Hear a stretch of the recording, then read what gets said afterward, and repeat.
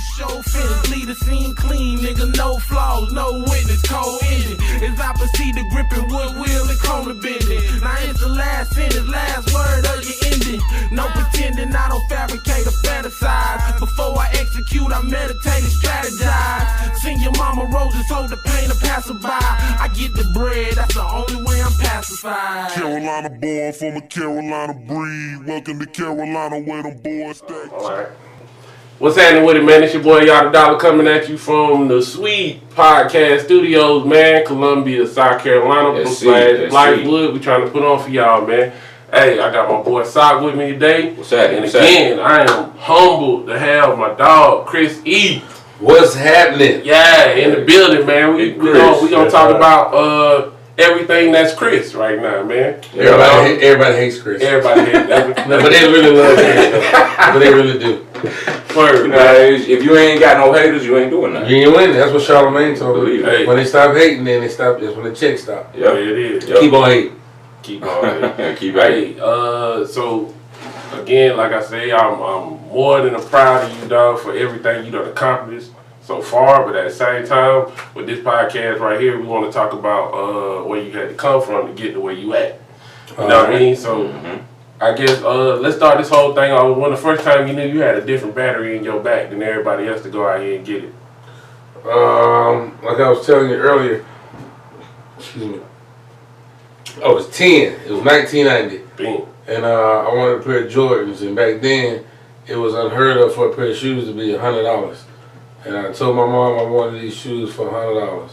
And she laughed at me and said she would never. And I'm the youngest of three. And she had us when she was young, so it wasn't like she was, stable.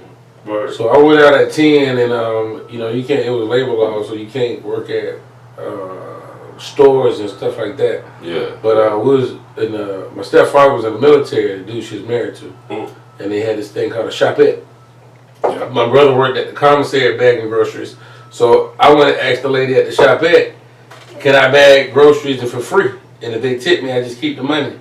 And the lady was like, yeah, why not? So on the weekends, I went up there and I bagged those groceries for free, and I kept the money, and I made enough money to buy the Jordans. That's what's up, man.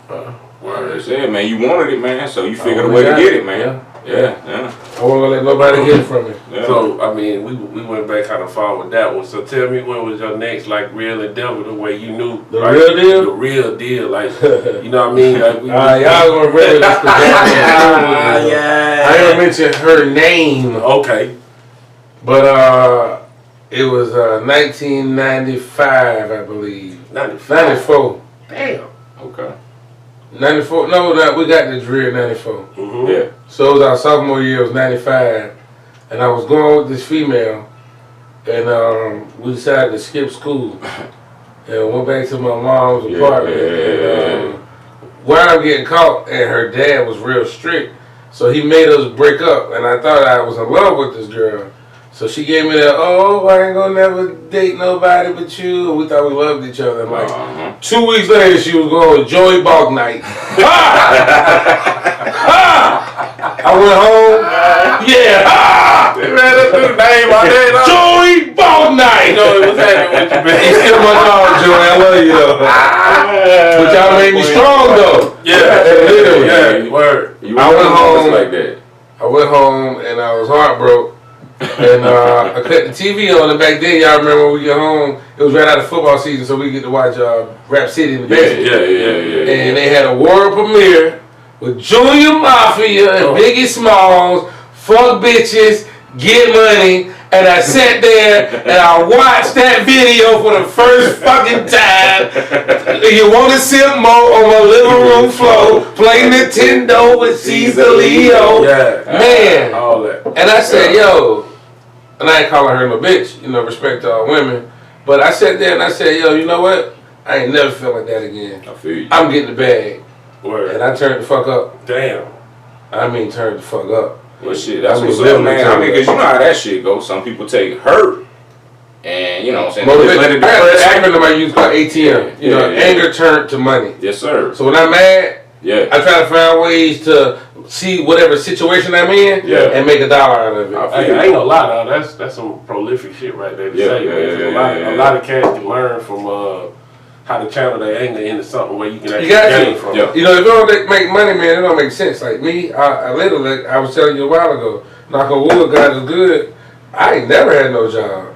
Yeah. Like, niggas talk that shit, and I ain't, bro. I mean, I'm alright, you know. Yeah. God is good. Yeah. No, not bragging, you know, but it's just a hustler in me. Yeah. But I ain't saying that I always had a whole lot of money and I was sitting there baked the fuck up, because I done hit hard times. You know, within the last 4 or 5 years, people never knew it though, because I got off my ass and they realized what I wasn't doing, what I was doing, something wasn't right, so I had to change the matrix. Believe it. I ain't even gonna lie, I feel like that's important because a lot of people deal with these troubled times and they let that shit bog them down. You can't. But you got. Man, I preach to everybody about energy, y'all. You know, I've come to the realization that I am a firm, stout believer in energy. Okay. You know, energy is the only thing in the world that can't be created or destroyed. Yeah. It can only be transferred. Yeah. So with that being said, I surround myself with brothers like y'all. Yeah. You know, I deal with both sides, to be honest with you. You know, I'm like a gift and a curse. You know, I have a keyhole to the streets if I wanted to, you know what I mean? Or I can put on a suit and go talk in corporate America. You know, I got a degree in the streets and I got a degree from a college. I graduated from both. Yeah, you know, and I was prolific in both. Yeah. But it's just, I realized that now, you know, being 39, about to turn 40 and about to have my 5th child, all I want is positive energy, and I be around positive people. Yeah, you know, and the universe put us together. You know, because I was telling y'all I was about to try to launch a podcast, and boom, y'all got one. Yeah, this is my first one. Hey, this is the first one. Hey, look for more. I was about to say look for more because he already plotting. I heard him before we got on camera. And I know you're a busy man, so really appreciate you. You know what I'm saying? Just even well, you make time for anything that you want to do. Like I told you, it's something that I'm interested in. Yeah. You know, when you kind of like your own boss, or you're the ruler of your own financial income, being, you know, good or bad, depending on your hustle. You make time for it. Yeah. And this is an avenue that I definitely am going to get into. Yeah. You know, I'm going to learn how to look in the camera and talk to the shit. In fact, let me turn around. I do this shit like it's supposed to be done. Get right now. Get right. You know what I mean? You know, if I had a haircut, I'd have been this bitch licking my lips. I'm talking like, yeah. But, you know, yeah. Shit. But let's back to the subject. You know, I was about to say. So we talked about we was at 95. I guess I want to fast forward a little bit. We gonna go. Well, I got phases. You know, my life. You don't know my life, and I can talk about a lot of it now because I've been through some shit. You know, I'm about to stop cursing like I'm on the radio. Nah, you good? We see you. Yeah, that's wrong. You know, when I was 25, I got indicted by the FBI. And I wound up going to prison for 5 years. Came home when I was 30. Yeah. With nothing but the jury that I had before I went to prison. Wow. And sold that shit so I could buy my kids Christmas gifts that year because I had been gone for so long. Wow. Well, let me ask you this. As a matter of fact, I got with y'all today. When I literally got out of prison, I got with y'all for 2 nights. I had the studio. Yeah, that's crazy. Look at us back here now. That's crazy. He had the studio. He had the studio, Well, let me ask you this about, like you say, you did 5 years in prison. So I already know you weren't just sitting back on your ass in prison. Y'all really want to know prison for real? On some real shit? Why? Y'all want to know for real? Yeah. What's up? This is on God honest. Yeah. On Jesus and all 12 disciples. I got there. I was supposed to be there. My life is a movie, y'all. Like, we could actually shoot some other shit about my life. Believe that. Respect. But I got there. I was supposed to turn myself in February 1st. 2007 at 12 noon. I pulled up at 5:30. Yeah. Smelling like a pound. Like fuck it. Fuck it. I said, what I'm gonna do? What they gonna do? Lock me up. Lock me the fuck up. And that's what they did, honestly. They put me in a hole. I didn't know. Oh, shit. So they put me in a hole for 3 weeks. Hey, look, it is what it is. So I went straight from the street straight to the hole to make me strong. You believe it. And I didn't know what to expect when I got there, so I'm still thinking like odds and dumb shit. And when I hit the yard, first thing I'm thinking, because I'm in the Fed, so I'm on another state. I ain't even in South Carolina. I'm in Georgia. So niggas is like, yeah, you get with your homeboys on the yard. So I find niggas from the yard. God good. It's one of my co-defendants. I love him to death. Me and Bam on the yard together. Yeah. And funny part is, nigga was like, yeah, we're gonna get money tomorrow. And I'm straight up the street, so I'm thinking, yeah, we'll get money. Fuck it, yeah, I'm ready. Let's get some money. Yeah. Nigga like, meet me at 8 o'clock on the rec yard. We're gonna get the money. So I'm like, bet. 8 o'clock, I'm on the rec yard. I'm like, yo, what's up, bro? How we gonna get this bread? What's up? That nigga was like, yeah, we're gonna lift weights. They call lifting weights get money. So I'm like, what the fuck, nigga? So they're like, yeah, we gotta get money, nigga. So I'm like, what the So we sit there. I started working out for like a week, and then a nigga taught me how to play poker. Okay. And I'm telling this story because it's all like it's crazy. Yeah. So I still had street money, so I'm getting niggas to send me money in from prison to prison, and I'm learning how to play poker. But I'm spending thousands and thousands of dollars to learn. But I'm the kind of person, if I see something, I'm gonna get it. So my classification changed within that same year, and I was going to the camp. So I was at this prison for maybe about 7-8 months.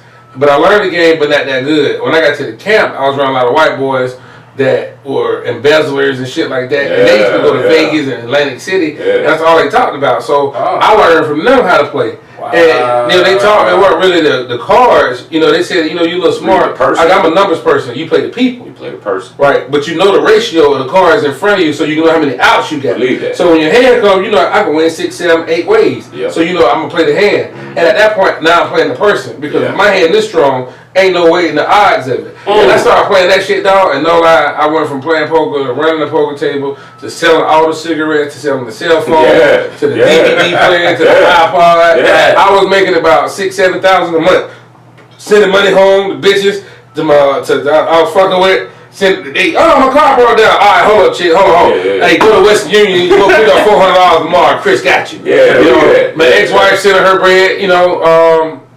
Did what I had to do, even that, situation. But I talk about all that shit because I fucking can. I shouldn't have did it, but I did it. I was a real man about it. I didn't even tell that story, I can. I never really told that story because I never wanted the mother of my child or children to look bad. I've always been the villain because people always painted me as a bully. I wasn't really the bully, but I'd be the fall guy. Because what you gonna do? Beat me up? Oh, you bully sometimes. I bullied, but I was a bully's bully too now. That's why, I was an AAP in college prep. So I didn't see the little squeaky, puny kids getting beat up, bullied by motherfuckers, and I know, like, what the fuck? This nigga fucking with you? All right, hold on, I got you. I'm the bully's bully. He bullying you?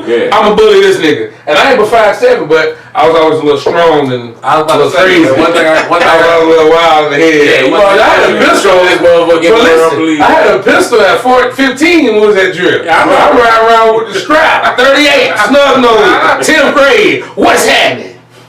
Hey, that's one thing I gotta say about you, bro. Your heart. When T.I. say the heart of a giant, boy, hey, I ain't gonna lie. It always been there, bro. Always been there. I think it's gonna make me good at sports and shit. And all that. But prison made a lot of money, bro. Play cards. I can tell a story. Truth be told, I even got some pussy in prison. Man, I got pussy. And it went from CO. I had a chick that was so down. This chick ran through the woods in the middle of the night, pulled up to the fence, pull her pants down, and then let me stab her through the fence, bro. Loyal. That's some real shit, though. That's some real ass shit right there. She was down. And I know you were like, y'all, but when I got out, I stopped calling. I ain't talking to her. Because when I was in there, she told me she started selling crack. And I said, this bitch trying to get me. What the fuck, crack? I'm about to come home on a drug bid, and you talking about you sell crack now? I can't fuck with you. Man, I lost that number right there. I can't fuck with you. I ain't trying to go. I know you ain't trying to go back. They call it CCE. Hell no. Because I had a real big drug charge. It wasn't like no little boy charge. It was a real charge. So, man, what kind of plans, man, did you formulate? I know you. ATM, bro. Anger turned to money, man. When I found out my ex-wife was sleeping with a nigga that we all was in prison. He throwing shots. It pissed me off. Really, it just pissed me off. Because the nigga was hanging with me right before I went to prison, talking about he can get me out my situation because his uncle's a politician. And then I get to prison, and I was, the funniest shit how I found out, I was just lying. I had a cell phone, so I called home. I was like, who the fuck drive an SUV?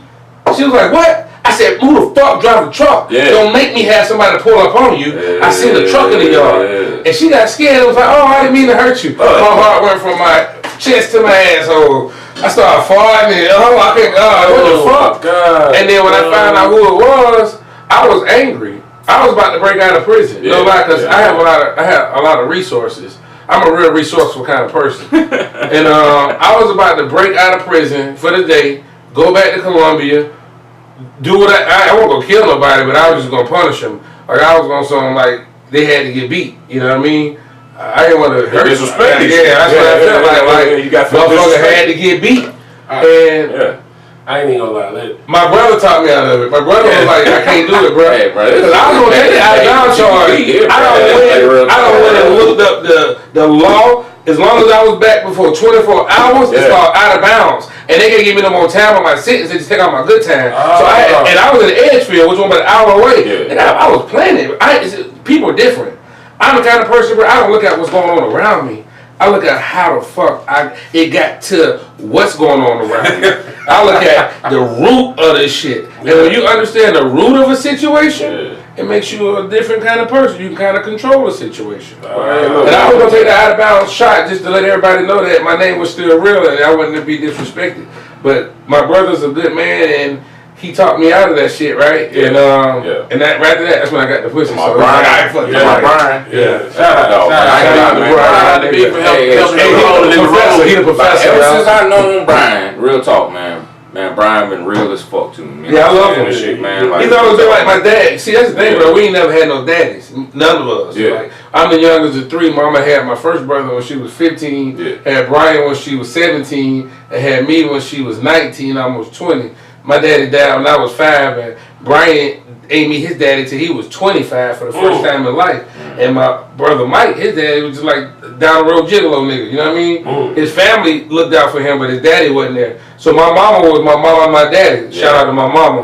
Strong woman, all her life. Strong. You know, but she made me the hustler because I remember her selling spaghetti plates. I remember her fucking selling, sewing clothes. You know, she'll go buy some clothes and go make her own with the sewing material and shit. Like, and I watched all that shit, and that made me the hustler. Like, fuck that, you know.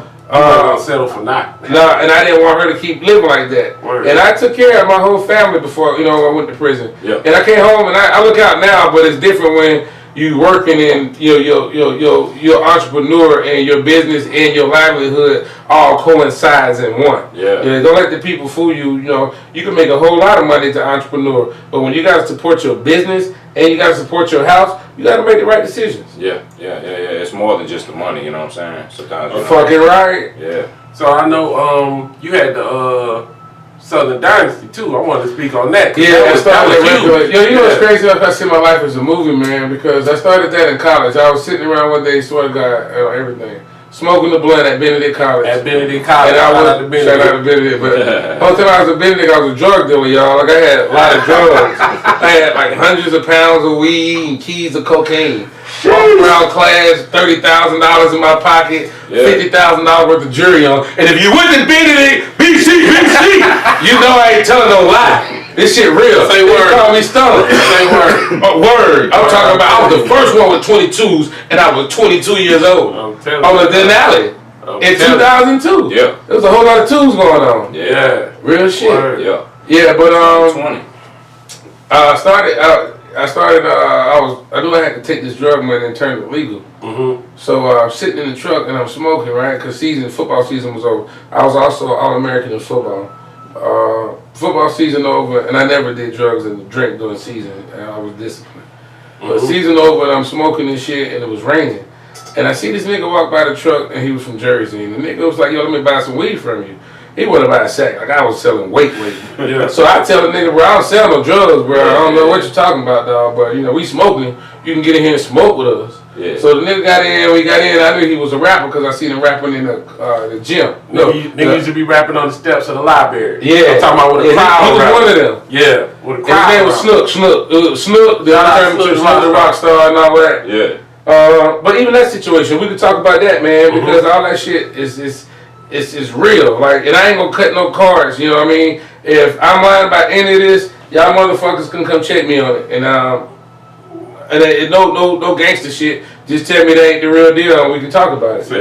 But so we smoking, and I had a partner that was 10 years older than me, and he was home with his family, and I heard this nigga start rapping. And I say, bro, this the nigga. So I took the nigga all the way to Irmo, probably about 20, 25 miles away from where the college was, and let him hear the nigga rap, pull up on the side of the road, jumped in the car, we still smoking, he started rapping, he was like, yeah, he dope. So the next week we took him to the studio, paid for all the studio shit. I came up with the name, I just put him in the studio, let niggas start rapping. And I ain't even gonna lie, at the time I was in the military, but I just want to speak on how after I left Benedict and went into the military, my partners were still back in. We was trying to make the ball game thing work. And if it wasn't for Chris, the notoriety or any notoriety that Ball Gang have right now, I don't necessarily know they would have had it because this man kind of opened up the gates for us. Like, yo, I'm bringing so and so down. Y'all boys come open up. Because at the time, man, I had a record label. I had Ball Gang Records, and I ain't gonna lie, he showed so much love. These my high school homies, man. You know, he didn't have to show that much shit, love, but I keep it 1,000. Yeah, man, so, man, I'm talking about the man was managing a club right down the street. I didn't manage it. I owned that shit at 23. I owned the fuck. I own that shit. To speak on that. 50-50. You know what I'm Main event? Yeah. I had keys in college. Yeah. I own that shit. Word. Believe that. Word. The man was. And a gas station downtown. Every time the man was Detail used to do the I detail. Own that shit. Yeah, on Moore Street. Own that shit, bro. I've always been, now that entrepreneur shit, like, it's always been there. It's always been there. Yeah, man. Always been there. Yeah, I mean, talking about, man, you showed so much love. I'm talking about just. Yeah, we bring every artist, you name it. Every time we would get the artists in to do a show, here we go, saying, man, hey, you want to open for us? You want to open for the show? Yeah, definitely, man. Definitely appreciate that. Side note, business lesson. I did it for 2 reasons. First lesson is because I went to high school with them and I knew they were loyal. That's the first reason. But business-wise, it was like 15, 20 of these niggas. So they helped me promote. What the fuck would I not let them open up for if I got 20 niggas telling everybody to come to my party and they know 20 niggas? Yeah. Now I got 60, 40, 80, 100 niggas coming into the party. You know what I mean? So I'm one person, and that's why. And I tell y'all, I teach a seminar on how to get this money. Talk to him. Like I've always been one entity, but I understand numbers, and I divert certain numbers to certain people. But I only diverge it to certain people that are a part of a conglomerate. Like I won't give it to somebody if it's Chris E and Kenyatta. But I give it to Chris E and Ball Gang. If it's 5 of them. Because now, I mean, I still control my major percentage of it, but they're making me just as strong because those 5 people know 5 people that know 5 people. And I'm gonna get these 5 niggas a bottle, a section, and make them look stupid fucking good. I'm gonna put them on a flyer and make them look like they're a fucking star. So now they're gonna be happy. Happy as a faggot with a bag of dicks. I mean, just happy. If y'all hate the faggot word, apologies and all. Nah, it is what it was just comedy. It's been real up to this point. We're gonna keep it pushing. I got gay friends and I'm cool with them. It's just comedy. Okay. Word. I'm an old pussy nigga, I get it. Oh, he always a joker. Old big head, short motherfucker with the gap, his old ugly ass. Don't take it personal. Oh, I get it. I'm all his that. personality, you know what I'm saying? He gonna give it to you how we giving it to you. Yeah, but that just made everything strong. You know, my mom always say, get a little bit of something before you take a whole lot of nothing. Motherfucker want to hold on to 100% of nothing. I sure take 60% of something. Damn right. Get that money. You'd be a fool not to. Yeah, so the Southern Dynasty was it was dope, bro. Like, really, what happened with Southern Dynasty and it's the universe and positive energy. I think when my dad died, y'all, he just is my guardian angel because my life has been astounding. And I took some bumps and bruises, but nothing compared to my heights and my climate. Word. You know, so I started Southern Dynasty with Snook, and literally I had drug money. So I hit the road, went to Atlanta, and I met the girl from Columbia. Her name is Torica. She was singing "Sick of Being Lonely Every Night by My Man" with Philmar, and she was from the city. So she put me down with. We made that stink on you, and she put me down with a dude named Polo the Don. Now, Polo the Don had just got dropped from Sony Records. He was a part of a group called Jim Crow. Me and Polo the Don, my nigga, hit it off out the gate, and we became friends. And I wound up buying like 5 beats for Snook from Polo because I realized I didn't need to do it on a local level for what I wanted to accomplish. So I went to another city. I didn't know nobody. All I knew was I had fucking Benjamins. I had money, and one thing talks. Money. And that's money. So when the nigga was like, I normally get 5,000 a beat, but I gave to you for 3,500 a beat. I said, shit, all right, hey, count the money out. The nigga was like, what? Count the money out. Pay the man. Hey, mind you, I'm 22 years old.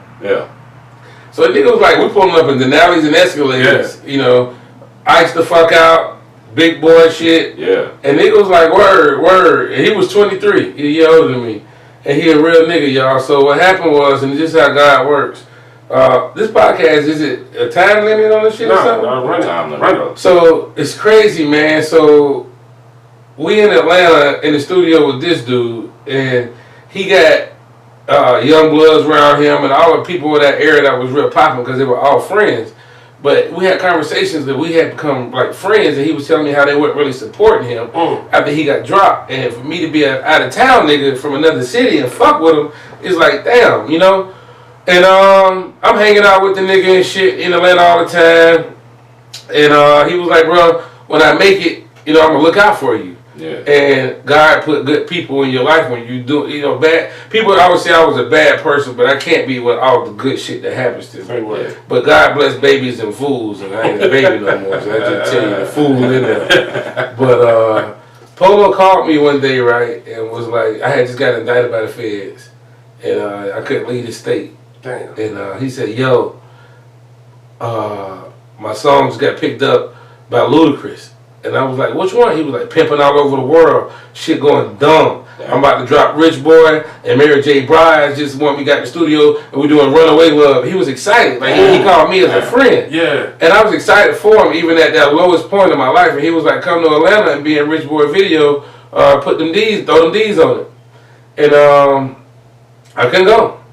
And he was like, bro, I got you. So I fucked around and took the plea agreement for 5 years, 10 months. Checked my paperwork, and after that point, I realized I'm going to prison, so I'm about to live my fucking life. So I started going back and forth to Atlanta. Let me get something like that. So I started going back and forth to Atlanta, and right before I was going to prison, my ex-wife was pregnant with my beautiful daughter Daisy, and we were in the studio with Polo and 8Ball and Mace. And he said, bro, I'm a man of my word, and check this shit out. He said, I'm a man of my word, I'm going to get you that record deal, but do you want it while you're in prison? I'm 25, so I'm like, fucking right, I want this deal. So I can be in prison and niggas, I'm like fucking Tookie Williams or something. Yeah. I'm that nigga in prison. Word, I feel you. And I still got some write-ups and stuff like that when I was in prison, so niggas solidified who I was and all that shit, but I didn't get the deal, but I told him to go forward with it. He said it was going to cost like 15 grand. And I was like, word. He said, and that's not nothing to me. That's just 5 for my lawyer, 5 for Rich Boy, and 5 for my manager. And I'm going to give you the beat, walk it in the endoscope, I got you. So we had a song called G Code. It was hard as fuck. And he was going to pitch it to 50 Cent because G Unit was real popular at the time. And I wrote the hook for it. And it's still a dope song, so I might consider it to one of y'all niggas. But I wrote the hook for it, and then he was going to pitch it out. I wound up going to prison. 4 or 5 months passed. Snook came to visit me a couple times. But when he came, he always talked about business, you know what I'm saying? But my mind wasn't on business, but I was telling them whatever they need to know because I was the operation and the brain behind it. And long story short, I wound up getting duped out of my contract with Snook as an artist. But Polo said that, you know, they reached out to him, but they never pursued going forward with doing the single because God Bless the Dead mix didn't feel it, and he said that he just wanted to do it on his own. So Polo sent me my 5,000 back. Real move. I love you for that. Shout out Polo. Cool. And the Don. Yeah. And it's crazy, y'all, because your real friends are, boy. When we talked the whole time while I was in prison, and I got out, and I lost his number, and I didn't talk to him. And this is how crazy God, what's for you is for you. So I got a gig. Fast forward, I was managing a spot named Jet Nightlife, and the dude was paying me great money. So I was living in Florida, and I was flying back and forth every week. And I was in the airport, and it was great money. And I was in the airport waiting on my flight, right? And this nigga walked by, and we just happened to look up at the same time, and bumped into each other. And was like, oh shit! Wow! And swapped numbers out, and we did a little business. And I didn't real nigga shit. I couldn't fulfill my end of it, and he put money into the project that we were going to do together, and I couldn't fulfill my end. And I still talk to him, and you know my dog Louis V. Shout out to Louis. He was with Polo in Atlanta a few months ago. And they talk, and we still, you know, my nigga, and I'm gonna go down there and fuck with him. Word. But cause I gotta make my face card clean, cause I got an opportunity of a lifetime from a multi-successful, fuck the money individual, and I didn't win at the point, but I guess, you know, it wasn't for me to do it at the time, but I got a lot of other things that I'm gonna do, and I'm gonna clear that back up. True. But Southern Dynasty, yeah, it took off, man. We almost had a record deal and everything, but I got indicted by the feds. You know, the funny thing is, I think we got a deal. Everybody kept telling me I should have been the artist. that I shouldn't have took the money and put it into somebody else. That I should have been an artist because he was rapping my life. Yeah. He was rapping my look, you know, and I've always had the charisma and swag, and it was like, you should have been an artist. Yeah. And we would have had a deal, and I think about it, you got the story. Not only do you have the story to tell, but you got the validity. Like I can back that shit up. Yeah. I'm talking about, yo, this shit, if y'all know somebody, we need to do something like on some production shit, y'all. We can get paid. Cause it's no, bro. I'm talking about even from when I got out of prison and took the righteous path and the accomplishments that has been made and the level even now. Yeah. You know, like you're the holder of your fate. You know what I mean? And I understand that. I understand that. Word. What's up, bro? You gotta manifest your destiny. Then right, if you don't speak into reality, it'll never happen. Well, let me ask you this here, man. So now you know what I'm saying. You're a successful person. You've been through all the bumps and bruises and all that. What's your next endeavors? Hold on. You know Before you moving too fast, because we just now at Southern Dynasty, and he just now got back home. So I'm trying to do it chronologically. Club you know what I mean? So I got into the club. Yeah. So chronologically, Man. you got back home. You seen what you needed to see. I got home and I went back to the club business. And the guy that I went back to the club business with, he was paying me. That's why I said y'all got it. If you want it, you just go out there and take it. I had 3 kids at the time, and he only paid me $200 a week, and I took it because I needed an avenue back in. Yeah. It wasn't about the 200. It was about getting your name back out. Yeah, the 200 was disrespectful, was what it was, because I always been a boss. People see a boss, and they see that you ain't where you were, they will also do what they can do to suppress you because they fear you. Yeah, they don't want you. They don't want you back up there because they know you're gonna compete. Right, that's the thing. Like, see me, I welcome competition. You know what I'm talking about? Like I don't care what we doing. I want you to compete. All I know is competition. I have a very strong competitive edge. Word. Second place is the first loser. Word. And if I lose, then lesson learned. I'm coming to see you again. Word. Yeah. So I don't know. It's just genetics, man. They make Hey. it. But I knew at that point I got home and I needed to get back in the club business because the club business is like the drug business. Yeah. If you do that shit the right way, It's a lot of money. it's The back end of it. But But you selling the drug. Don't it? You selling the drug. Yeah, you're right. Music, alcohol, it's all the drug, man. Yeah. Hey, that's what's up. It's all the All right, drug. so Yeah, and I tell people when I work, bro, listen, I build models. I mean, I build systems with this shit. Because you're right. You are selling the drug. You are. A euphoric, nostalgic, just make a nigga feel like People get intoxicated by it. yeah, because I get niggas to pay me and don't want to miss to the walk next. into a fucking. I got motherfuckers, bro, that have paid me thousands of dollars to walk into a building that they would never own, to listen to music that they can listen to in their car, to drink a drink that got 1,000 times markup on it that they can get from the store. Same shit.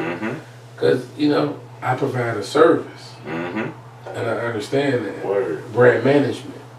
Believe that, man. I take what I do very serious. And now I'm getting into selling cars. Okay. Talk about that, man. So We're gonna get that. That's where I am now. So you say you selling cars. I know when I jumped back on Facebook, because I took a hiatus, but I really got off of Facebook for probably about 8-9 years. But when I jumped back on, one of the things that stood out to me was like, damn, Chris selling cars now. I mean, it ain't like it was a shock, but because the man always been selling something, you feel me? But it was just the fact that damn. Let me tell you what happened though. I got divorced, right? That shit do take a toll. Yeah. Financially and everything. Word. And then the whole city went against me. It's like people don't know the real story in a lot of situations. And I just let people assume what they want because in my mind, perception will never be reality. Say word. Yeah. Chris, that's what I'm talking about. I didn't get the support that I had. And then my right hand wound up becoming my adversary. It's like the people that worked for me were working together against me. And I took a hit financially. Then I actually wound up losing one of the spots. Hold on, so you said your right, I don't know this story, I'm just curious, but you said your right hand was in cahoots to see your downfall. Pretty much is what you just said. Absolutely. Yeah. Wow. Absolutely. Caesar turned Brutus. Et Brute. Et tu Brute. Et tu Brute. Hell, not you, Brutus. Damn, Brutus, you too? Et tu Brute. But obviously, you avoid the stabbing. No, I got stabbed. I avoided the killing. You ain't died. Yeah, I lost a lot. I lost a whole lot. Mm-hmm. And but see, the thing is, bro, what's for you is for you. What I realized in that whole ordeal was I had all my eggs in one basket. Mm. It wasn't the fact that one of my strongest workers became an enemy or tried to see my downfall or demise. Mm-hmm. Because that was just one avenue I had of making money. Mm-hmm. I shouldn't have had all my eggs in that basket. I should have had diversified a long time ago when people told me to. Yeah. And even if I did say, fuck it, y'all can have the club, I would have had something else to fall back on. So Yeah. I learned the cars, and that's what I'm learning now. And I ain't done with the clubs because I'm the best at that shit. Like I'm the king of the foundation, building the foundation. Yeah. I ain't gonna lie, but you got an era where Chris definitely set the city on fire. Like, it's, Oh, yeah, it ain't no yeah, ifs, ands, or yeah. buts about it. And anybody else trying to, done it since. and if anybody trying to the buck against that, but you did wrong because the facts is there. I know, man, like, I don't listen to the radio much, but back in the day, I mean, like, every time somebody come into the motherfucking Columbia, Chrissy Entertainment, Chrissy Entertainment. A Southern Chrissy Dynasty, Entertainment. something you was And I was just like, salute. I do a lot of Yeah. that actually behind the scenes. Yeah. You know, the older you get, the more you realize you ain't got. You don't need the fame. Yeah, I'm OG now. I'm Yeah. You know? Yeah. I'm cool. Yeah. Yeah, Uncle Chris. As long as that bag coming. As long as that bag coming. Shit, that's gonna keep coming because the hustle ain't gonna never stop. Yeah. So with the podcast being about like the downfall and the upside of everything, and you saying right now you on the straight now with the cars, what else you got going on? Because I know you diversified. I mean, I still do parties and events, and Yeah. I'm a consultant Yeah. to different businesses. Okay. I stretch way farther than just clubs. It's just that's what my niche is. Okay. But I'm a great manager, so I help a lot of people with different businesses or trying to get things off the ground. Like the hip hop side of things, and through all the grinding and through all the ups and downs, which would you consider to be like your soundtrack? Because I know going back to high school, like I said, we knew you from back in the G, but you used to be a No Limit fan, boy. You ain't want to hear nothing else. And I remember specifically every week when No Limit was dropping that next album, this man had it. I had We used to be riding on the back of the bus, he didn't want to hear nothing else but that No Limit shit. So please expound upon that, bro.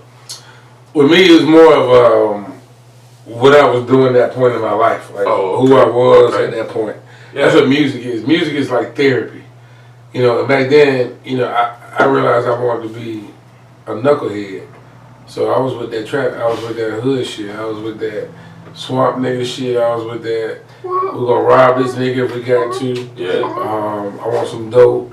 Did the music influence that mindset, or Absolutely, did that mindset? Because it's programming. Okay. And that's why radio now is all programming. Yeah. That's why they got program directors so they can know what for us to listen to. That's why they understand what stars are about to be the next star. Yeah. Because whoever does what needs to be done, they're going to bump your ass all over the radio, every station on TV and all that. And it's redundant.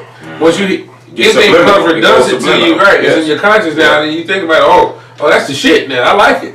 Because I swear to God, when motherfucking Laffy Taffy first came out, what the fuck? Yeah. What the fuck? Even when Cardi B came out, y'all, no lie, I was like, what the fuck? Sound weird. This shit is, And even now, I hate Blueface.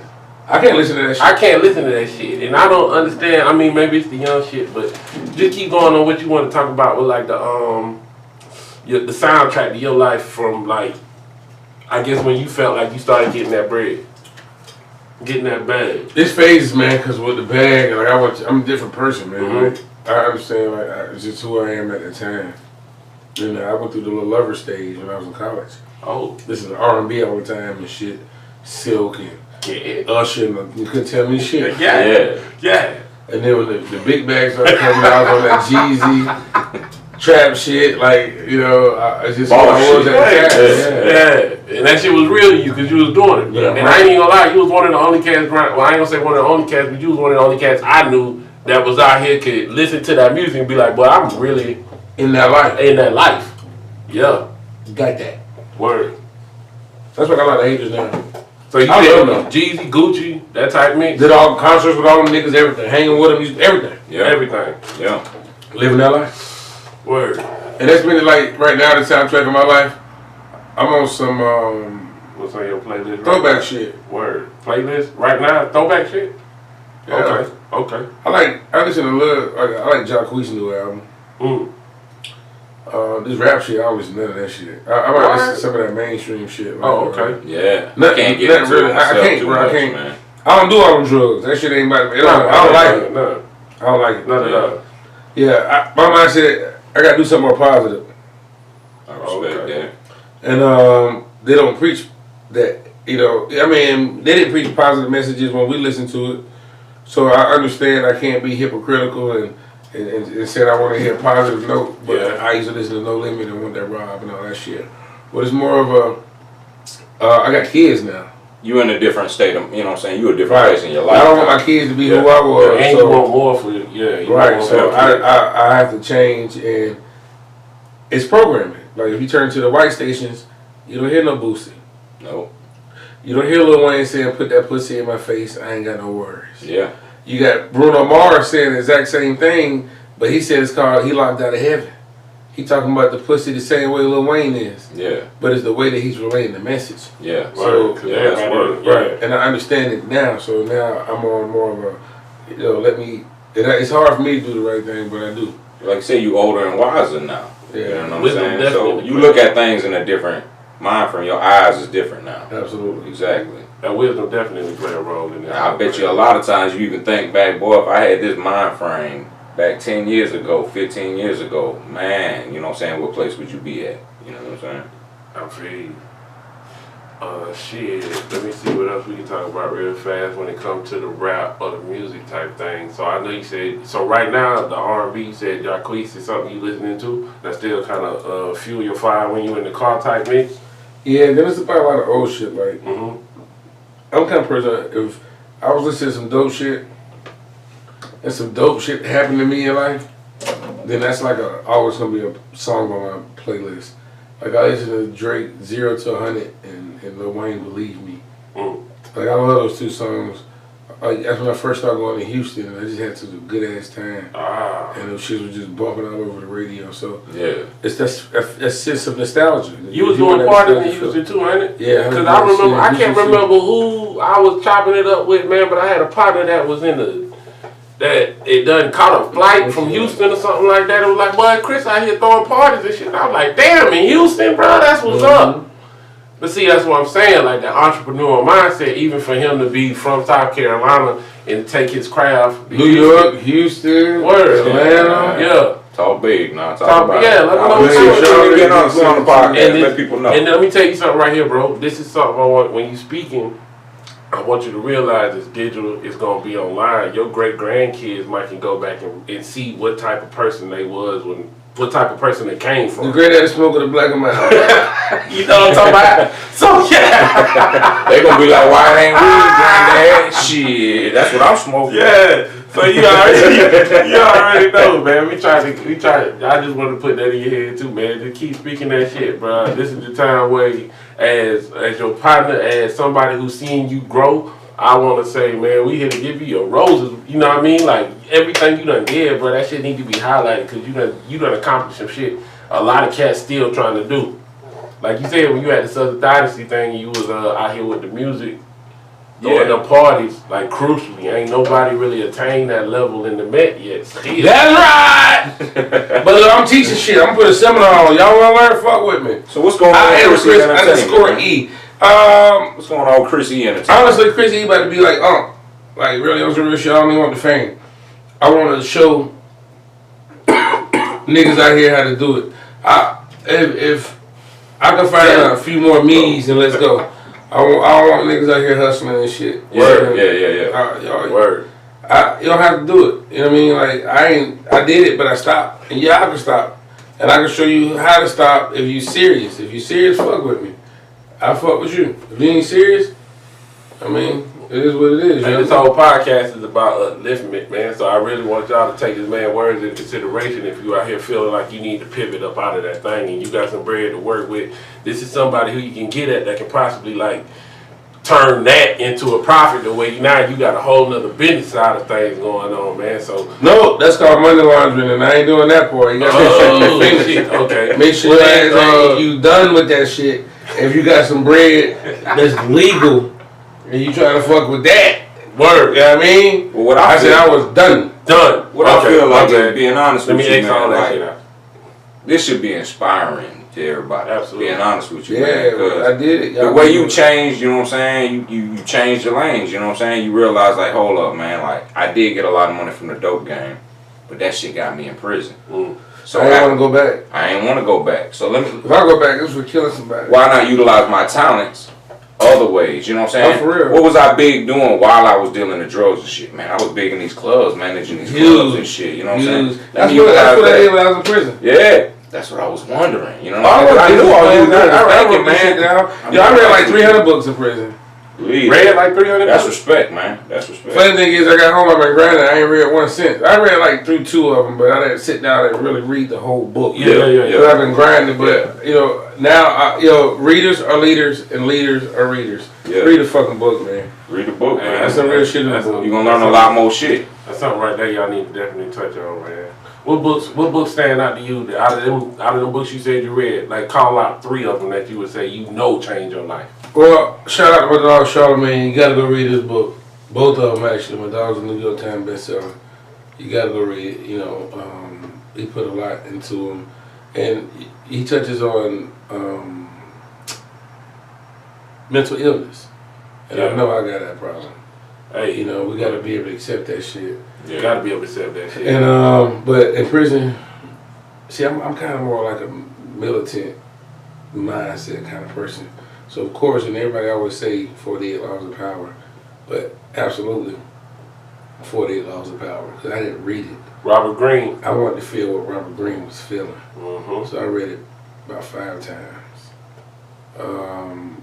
Another book, and it was more of a recreational book, but I know people live like this, and it was The Coldest Winter Ever.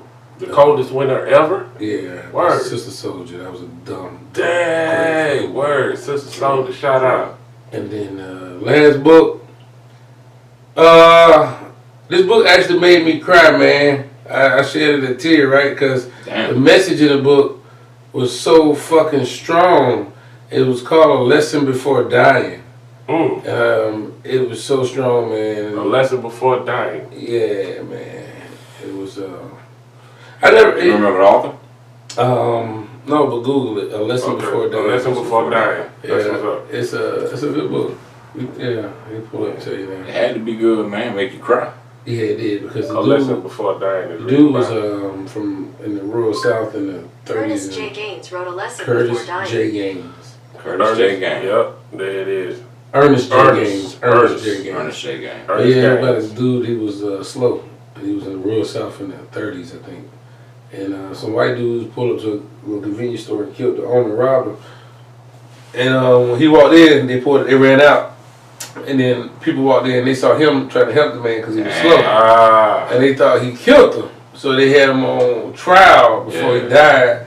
And his grandma's only wish was for someone to teach her grandson before he died how to read. Yeah. And they had a black guy that was a school teacher in New York, and he had just came back down south. And he wound up teaching them. And in the last chapter, after they executed him, the last chapter was the letter that he wrote. And that's what made you cry.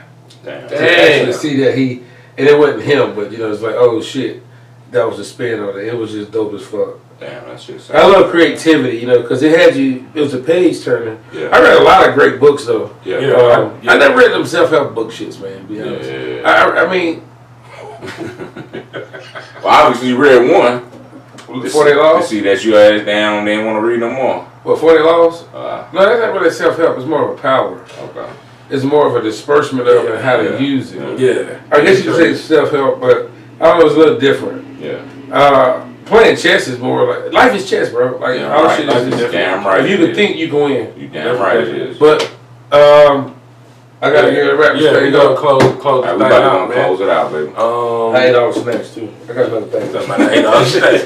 But hey, we're gonna close this thing out real fast, man. This podcast in particular, I feel like is very powerful, man. This man spoke on a lot of different things, and he done came up from, you know what I mean. He basically got it out the mud the way he had now. And if you can't salute that as a grown black man in 2020, something terrible wrong with you. Yeah, man. Right here at the Sweet Podcast, we legit trying to put people in situations that done accomplish something where they can get that light shined upon them, man. Chris, dog, I am super humble that you came. I honestly thought I was a little bit too early in the game to holler at you. I wanted to try to make my junk a little bit bigger. But yeah, dog, Use your resources. I appreciate you, bro.